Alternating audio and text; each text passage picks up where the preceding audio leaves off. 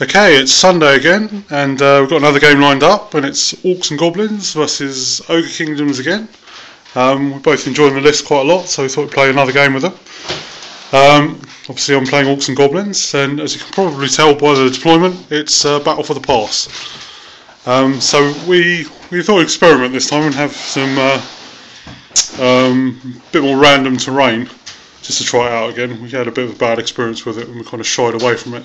So we thought we'd give it a go this time. So we randomly placed the terrain and rolled up some weird and wonderful terrain features. Like this one's a Elven Waystone. This one's a Kemrian Wall Sphinx, apparently. This one's a Weirding Well. This thing here is a Sorcerer's Portal. And the tower over there is a Haunted Mansion. So thought I'd give it a go, just see what it does. But of course then we rolled Battle for the Pass, so Sai ended up deploying all his army in the terrain, so he's probably going to benefit or get hampered by it more than I am. Anyway, so Battle for the Pass, 2,400 points, and I'll run you through my army. And I've got 5 Wolf Riders, 2 Goblin Spear Chuckers, a horde of Orc Biggins with a level 4 Shaman in. We've got a Goblin Rock Lobber, still proxied. 20 Savage Orcs, they're proxied, have the models in the post at the moment, so we'll actually have the models for those. I mainly wanted to do that because I wanted to try out a Savage Orc War Boss. So I've got my current War Boss is also proxied for him, so he's a Savage Orc War Boss and they're Savage Orcs. So hopefully next week I'll actually have the models. Then we've got 40 Black Orcs, which is War Formation, and there's an Orc Boss BSB in there. Then we've got level 2 Night Goblin Shaman, a Doom Diver, another Goblin Spear Chucker, and 20 Night Goblin Archers with bells and whistles, and also Space Wolf Mangler Squig, which is terrifying. So that's it. That's Orcs and Goblins deployment. We'll now look at size. Okay, Ogre King's deployment. I have 4 Mournfang cavalry with all the bells and whistles. I have 8 Iron Guts led by a level 2 Firebelly. I have a lone Saber Tusk. Then I have an Ogre Horde over here, which is 15 guys led by a level 4 Slaughtermaster. My BSB, ably represented by Golfag Man-Eater there. Behind I have an Iron Blaster, then a Stonehorn, and on the other flank, hiding behind what is a Nehekaran Nakaran War Sphinx, is another Saber Tusk. And I finished my deployment first, so I believe I get +1. So we can dice off to see who goes first. Use my one. Oh. Yeah. Let's just roll that one. Yeah, no. He's weighted off roll. Apparently not. So Ollie goes first. Okay, it's end of Orcs and Goblins turn 1, and there was a bit of animosity. The Goblins decided they were going to get them and decided to charge the Mournfang. So they moved 4 inches and then attempted to charge, which of course they failed. So did nothing. They could actually act as normal if they can't charge. So in the end they just moved back 2 inches. Everything else pretty much stayed as it was. These guys failed their animosity as well. Obviously out of charge range, they did nothing, which was fine with me. And that was pretty much it. So for movement, and then magic phase, I managed to cast. What did I cast? Hand of Gork, which moved the Mangler Squig over here. And then just to try and get them out of the Mournfang, really, which has worked pretty well. And then I cast Foot of Gork, but Sai dispelled it. So, in fact, I failed to cast it. Yeah, so that didn't happen. And then in the shooting phase, the Wolf Riders attempted to shoot his Saber Tusk, but failed to wound it. Spear Chuckers shot his other Saber Tusk, failed to hit it. This one fired at the Mournfang, failed to hit them. The Doom Diver actually fired at the Stonehorn over there. Got 3 hits on it because it's almost impossible to miss it with a base that size. And actually did 3 wounds, which was awesome. So he's doing really well. And then the Rock Lobber fired at the Stonehorn as well. Actually scattered off and hit the Iron Blaster and did 2 wounds to that. So can't complain there. So yeah, it's looking pretty good for the Orcs. Well, as good as it can after 1 turn. But so that's the end of Orcs and Goblins turn 1, and we're all looking pretty optimistic. So they're just looking forward to a fight now. See you at the end of Ogre's turn 1. Okay, end of Ogre's turn 1. Basically, the Mournfang shuffled across a little bit, getting close to the Mangler Squig. I had expected to kill it. Unfortunately, everyone else sort of moved up, carrying on. Magic phase, I rolled a 6 and managed to get off Toothcracker, but Troll Guts Ollie managed to dispel with a jammy double 6. But yeah, unfortunately, in the shooting phase, I fired with my cannon, the Mangler Squig, hit it, wounded it, and then, well, you know I don't have any luck with cannons, so naturally I rolled a 2. And it's still going. I tried with the Dragonhide banner on these with the breath weapon, but no, I rolled a 4, wasn't quite high enough. So unfortunately, bye. Yeah, it was a brilliant move to Hand of Gork it up. It's a nasty combo. I wouldn't have cared if it had been the 3d6, and I did wonder whether this was going to happen, but I figured I had a pretty damn good chance of wiping it out. So, oh well, we shall see see whether anything can be salvaged from this. But yeah, basically everything moved up, and yes, everything is still yet to play for. Not really. I haven't lost anything yet. So yeah, we'll have to see how it goes. Okay, for those who know Orcs and Goblins a bit better than I do, you're probably screaming at your computer right now saying you couldn't have cast that spell if you suffered from animosity, which I've just learned. I read the book, and apparently if they fail and squabble, then I couldn't have cast spells anyway. So the only fair thing to do, we've decided, is to move the Mangler Squig back to where it was, much the size of the light, of course, but that's only fair because it shouldn't have happened in the first place. Yeah. So we move the Mangler Squig back to where we think it was before I cast it, and so it's not in front of the Mournfang anymore. So we've given him his Dragonhide banner back because he wouldn't have needed to use that. But conversely, we've also taken the wounds off of it because his cannon wouldn't have been able to see it. So we think that's the only fair way of doing it. Yep. But to be fair, I think your cannon should get a free shot at something else then. Well, that's true. Well, we could do it like that, but bearing in mind you would still have had a magic phase with your other spellcaster. Oh, that's true, yeah. Yeah, so unless you want to go back and do that. Yeah, but he's only got Sneaky Stabbing and that Brain Buster, which is out of range anyway, so I wouldn't have been able to do anything. Oh, what? So, because they're out of range. So, Si's going to fire his cannon at something else, and we think that's the fairest way of doing it. Yeah. You know, obviously we're still learning the rules, so... in range, though, that's okay. The thing. Well, I suppose I could have moved it, but... Yeah. But yeah, so we just want to amend that, because we're trying to play it by the rules as best we can.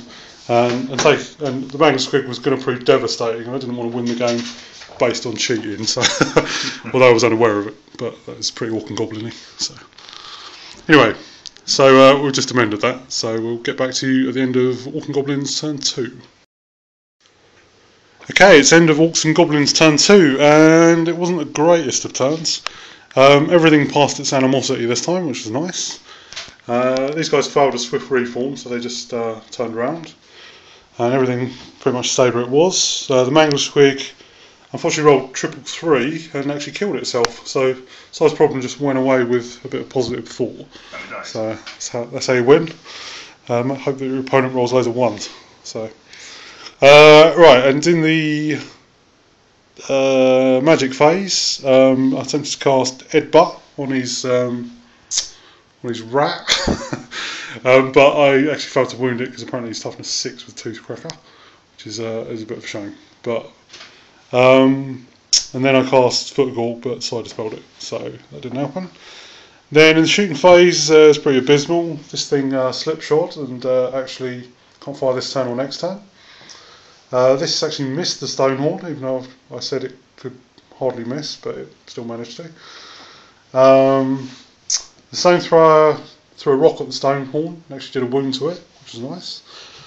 And these two both missed the Saber Tusk, or one hit it and actually did a wound to it, but not enough to kill it.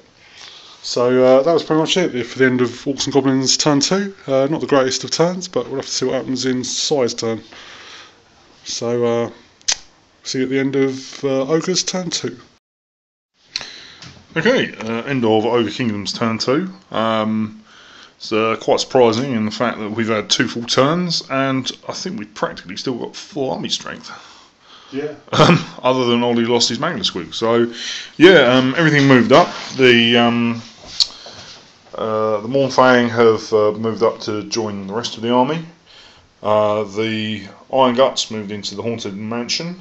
The Ogre Horde just moved forward, as did the Stonehorn. Back here, my Iron Blaster moved forward as well.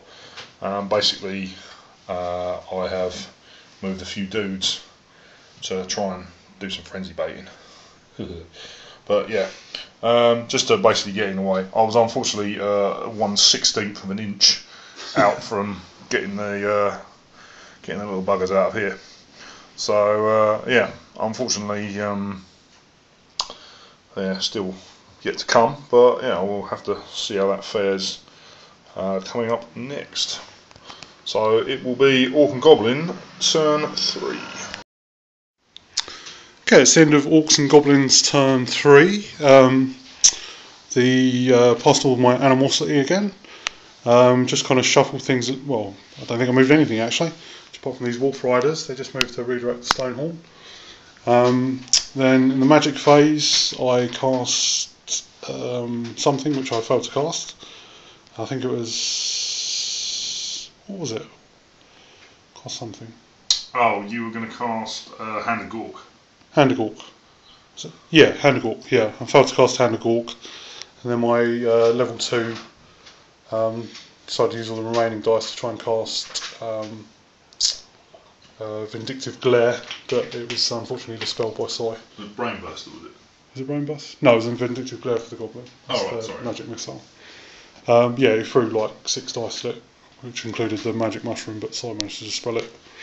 So I didn't get that off, unfortunately. But then, luckily, in the shooting phase, I managed to kill both the Saber Tusks, one with a Spear Chucker, and the other one with the Night Goblins themselves. Everything else pretty much fired at them as well, but missed, including the Doom Diver. And the Rock Lobber fired at the Stonehorn, but scattered off wildly, so didn't do anything. So that's how it's looking at the end of Orcs and Goblins turn 3. Okay, end of Ogre's turn 3. Basically, I've unfortunately had to force something I didn't particularly want to do. I was a bit disappointed that my little redirector, Saber Tusk, had died. So unfortunately, I couldn't get my dudes, get those dudes out of the unit, which would have really been handy. But oh well. So yeah, everyone just sort of moved up. They exited the building, but managed to get Spine Marrow cast on them, as they're well easily within the Black Orcs charge range. The big Ogre unit came out and doesn't in fact have Troll Guts on. That should be taken away because Ollie managed to dispel it, as I was casting it on the Mournfang for obvious reasons. Unfortunately, the Stonehorn failed its frenzy test and banged straight into the flank of the Wolf Riders. Wiped them out. So yeah, unfortunately, I've not really lost anything. I've lost 2 Saber Tusks and 1 dude, thanks to Grutsicle 3 times. Which reminds me, I need to. That's the game, Mikey. Roll. Oh. Yeah, that's right. Happy days. So yeah, it's now Orcs and Goblins turn 4, so things are hotting up. Okay, it's end of Orcs and Goblins turn 4. Unfortunately, I failed a charge with my Black Orcs against the Iron Guts, and also failed a charge against the Stonehorn with my big uns. So that's pretty bad. Passed all my animosity, unfortunately. I wouldn't have minded failing it and getting that get 'em, but didn't get that either. Then my Night Goblins moved up, released their Fanatics at the Mournfang, one hit. Did a wound, probably not actually. Yeah, wounded. Wounded, yeah. And the other two just obviously fell short, as they normally do. Then that was pretty much it for movement. This guy moved up as a redirector, rather bravely. I think he's just high on magic mushrooms, to be honest. But then in the magic phase, I managed to throw 6 dice at Foot of Gork, and it was dispelled, which is a shame. And then I threw 2 at Sneaky Stabbing, just to give these guys armour piercing, just because I might as well, because I only have 1 dice left. Then in the shooting phase, my Doom Diver managed to kill a Mournfang outright, which was nice, but they passed their break test. The Spear Chuckers shot at the Stonehorn but failed to wound it, and this just missed completely. And then the Goblins couldn't shoot because they marched. So that was it. So 2 failed charges is really bad. So we'll have to see what side does next. So that's the end of Orcs and Goblins turn 4. Okay, end of a rather interesting and nail-biting turn 4 for Ogres. Basically, everyone charged. So the Mournfang had to charge through one of the Night Goblin Fanatics. Unfortunately, he took 7 wounds, and I basically lost 2 of my Mournfang, so only 1 went in, which was a real shame. The big unit of dudes went into the flank of the Night Goblin, and the Stonehorn went into the Goblin Bolt Thrower that was further forward, and the Iron Guts charged into the Black Orcs. Basically, the combined might of, well, the Stonehorn absolutely wrecked the Bolt Thrower, and then carried on into the next one. So he's unfortunately going to be probably buggering off the board next turn. But yeah, these guys killed their Goblin just with impact hits. So one of them just snatched them up and bit the Goblin in half and nommed him up. It was a quick little mid-charging mid-charging snack. You just bent down, picked him up, scoffed him down, and unfortunately the act of bending down and picking him up just meant that I fell short by about, we worked out, it was by about 1/8 of an inch, which is yeah, it was really unfortunate. Which 1/8 of an inch is about 3 millimeters. But yeah, that was fair enough, and it means I didn't get the multi-charge that I really needed. Because as you can see, this big unit of Black Orcs was 40 strong originally. I killed 16 of them with 1 Mournfang and 9 Iron Guts, which was great. I was really quite happy with that. It's just unfortunate that obviously with the wounds that Ollie managed to do back, I lost. Well, we drew the combat, and we worked out that basically had these guys got in, it probably would have been different, and then I would have been charging into this unit as well, hopefully, and yeah, things would have been looking a bit nicer. But as it turns out, it's not too bad, but it ain't bloody amazing either. So yeah, it was very nail biting. A lot of it came down to just a dice roll, because obviously if Ollie had passed his charges, things would have been wildly different as well. So, and also I think it came down, and I think we should observe this, a moment of silence for that poor Goblin. That was most impressive. Because he saved my day. He did indeed. Otherwise, I was trying to get a dirty great multi-charge on the beginners, but yeah, I had to. As it turned out, it could have just worked, but alas, it was quite glorious, and I don't feel too bad for missing out on that. Bit gutted, but yeah, not too bad. So yeah, we'll see what Orc and Goblin turn 5 brings.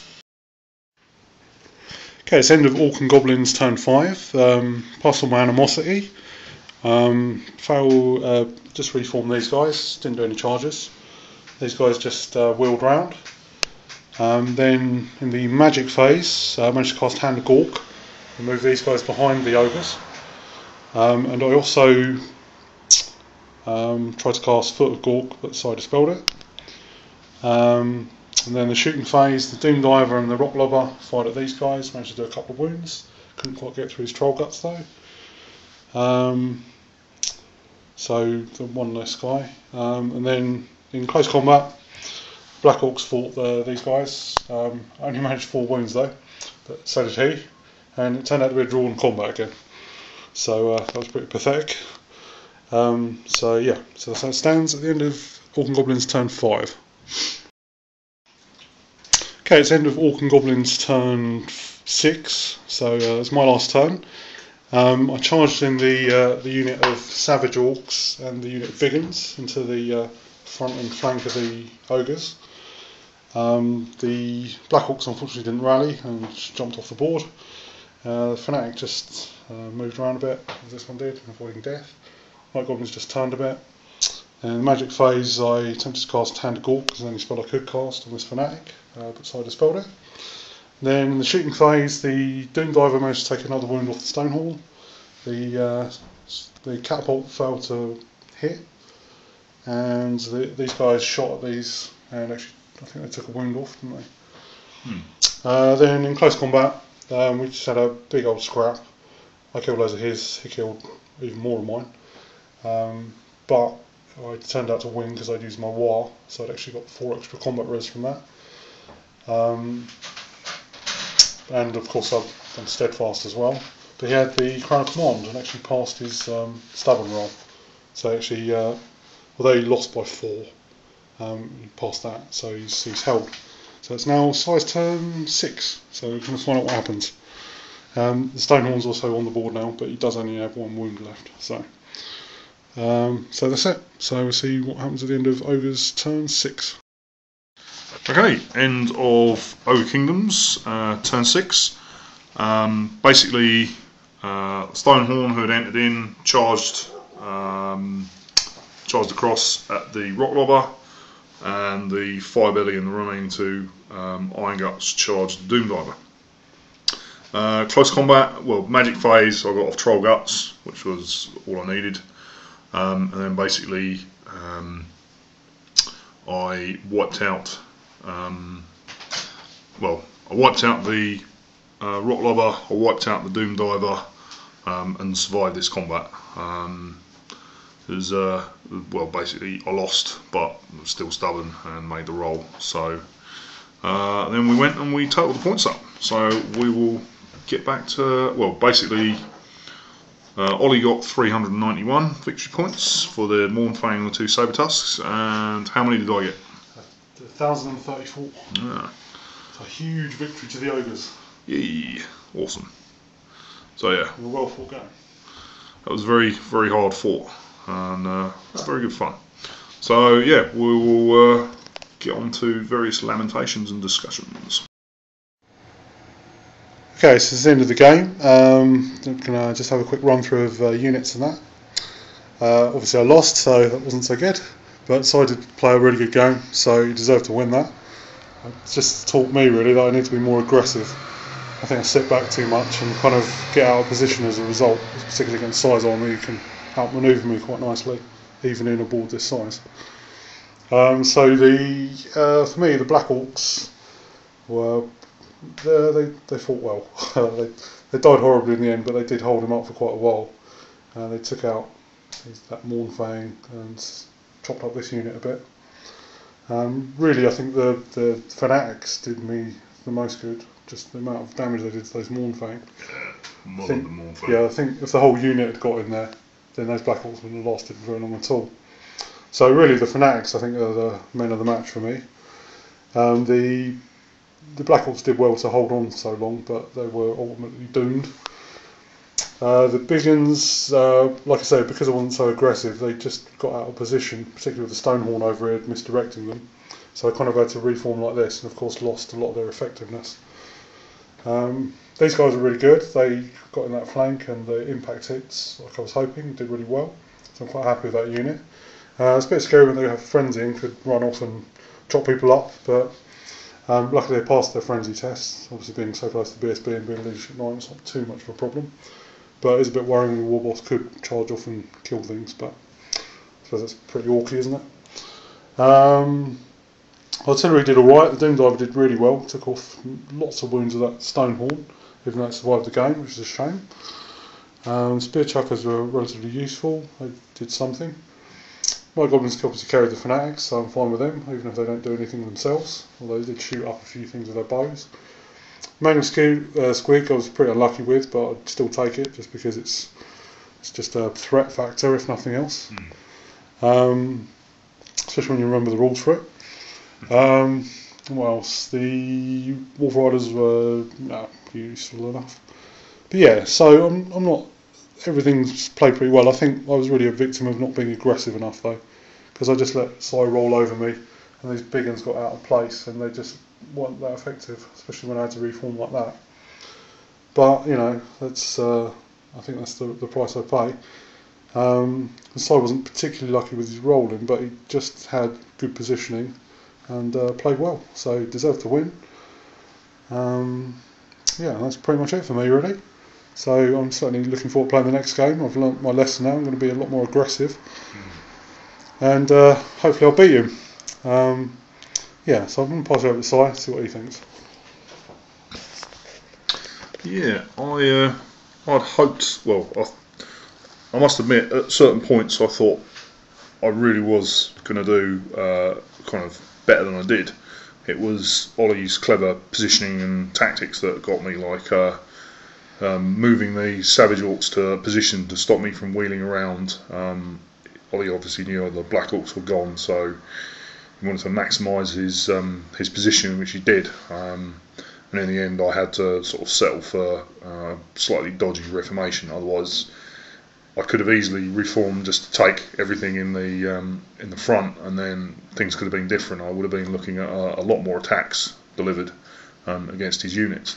So yeah, there was a lot of clever positioning, sort of over here on this flank as well. Sort of the way the Night Goblins got their fanatics out. I got a bit unlucky, but then again, as did Ollie with his getting his fanatics out. But yeah, it was a bit unfortunate. I would have liked to have got the fanatics out earlier, so they would have hopefully have cleared a path to I think the Mournfang through. I think really the threat of the fanatics, I mean, obviously held your flank up, but I think if they hadn't have done their job, which they did really well, it would have been a crushing defeat. It just would have been a massacre of all those Mournfang got in the flank or something.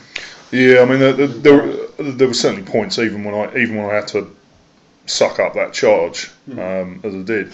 Had my secondary plan of getting the B unit in at the same time worked, I still probably would have. I reckon I would have beaten that Black Orc unit there and then carried on into the Savage Orcs. Yeah. And then that would have been quite a lot different, because I reckon I would have mauled them pretty hard and at least beaten the frenzy out of them. And if that had happened, then I think quite possibly I could have got through them as well. But I think if you'd blown through those Black Orcs by getting more Mournfang in, and they got wiped out, it would have been over for me. Because like I say, it would have overrun into these guys who can't stand up to a frontal charge. And then you'd run past this unit anyway, so they'd be out of position, and that would have been that. So it's really the fanatics killing so many Mournfang that even kept me in the game this long. Yeah, I mean the fanatics are always great. I mean that's what makes. Kind of what makes Goblins is why Orc players take them. Yeah, that's literally the only reason I'm taking that unit. Because they're great. I mean, three fanatics really is nasty. And yeah, like my army doesn't really have enough support stuff to kind of get rid of them. So yeah, I might have to think of some tweaks. Maybe Noblar trappers maybe Noblars with like throwing weapons or something like that. Just anything that I can draw a bead on them, because I can obviously shoot them and then move on to other fanatics just to remove them anyway. So yeah, I mean, hopefully there's things that I'll think of something. see if I can improve things. But I think it's a good list. A few more tweaks. I think the best thing you've done is add Crown of Command. Yeah, definitely. That's what made it, because being stubborn means that he's got to kill. He's got to get at my Slaughtermaster, and the Slaughtermaster's not too easy to kill. So yeah, well, I'm still gutted I didn't manage to gank his wizard. Toughness 8 wizard. Dirty bastard with his toughness of 8. So yeah, very good game. Nice win for me. Quite pleased with that. So yeah, we'll be having to. Well, I'm off next week, so we'll probably be getting some sort of smaller 500 point and 1,000 point games in. So yeah, hopefully. Yeah, we will keep you appraised. Watch the space. Yes, absolutely. So yeah, we will see you next time. Thanks for watching.